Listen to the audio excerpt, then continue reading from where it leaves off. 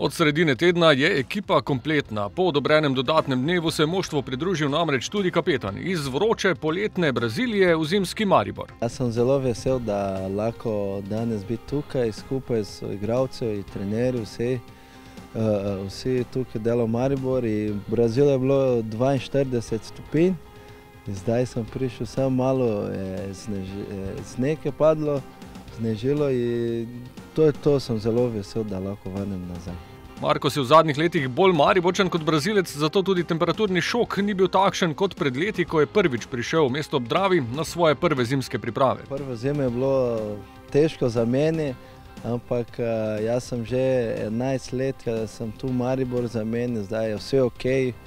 Jaz sem tu doma in se počutim dobro, za mene ni težav, samo hočem dela in letos imamo dobro in višjo cilj in hočem dela za to. Kljub temu, da je tehtanje ponavadi ob začetku priprav, prvi dan treninga pa mu Tava tudi tokrat ni ušel, tehtnica ga je čakala ob prihodu nazaj v Ljudski vrt. Ponavadi prvi dan imamo vaganje, ampak trener meni počakal, da lahko navaga danes sem stopil in vse ok, vse pod kontrolo, nimam težav in samo hočem zdaj trenirati in se pripravim za prvenstvo. Po dopustu v Braziliji ni namreč samoumevno, da so kilogrami idealni. Skušnjav je bilo tudi tokrat ogromno. Dosti stvari se je dogajalo v Braziliji.